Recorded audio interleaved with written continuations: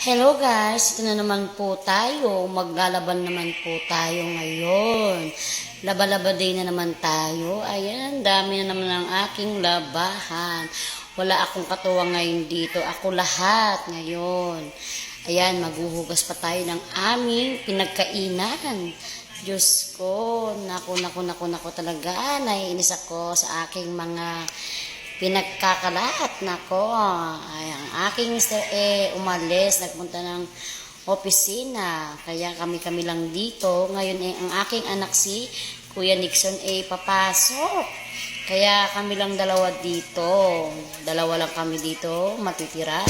Kaya ako maglalaba-laba habang nanonood siya ng mga YouTube. Silip-silip lang siya dyan sa aking ginagawa.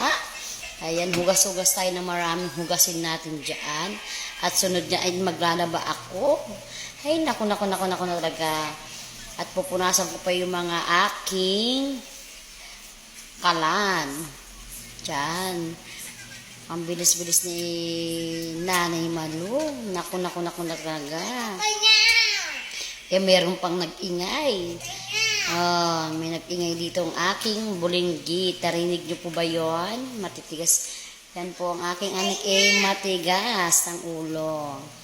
Tignan mo yung mga pinaglagyanan ko ng puto. Pinagkakalat niya. Ay nako, inda yan. Punas-punas mo tayo ng mga mesa. Ayos-ayos din yan. Bilis ko dyan, no. Yan po, pupunasan ko na yung mga dyan para hindi dagain. Diyos ko, sa panahon ngayon kapag tag-ulan, madaga. Ay, nako. Yung mga basahan binabrush ko para matanggal ang mga malalans at mga madudulas. Ayun lang. Yan, samahan nyo kung magtanggal ng mga damit dyan sa washing. Susunod niya, babanlawan ko na. Ay, nako, nagtimpla pa pala ako dyan ng gatas ang aking anak, si Ate Pia. Malakas dumediya si Sophia, daddy ng daddy. Tapos, ayan, papantaluan ko na si Kuya Nixon dyan kasi papasok na nga siya.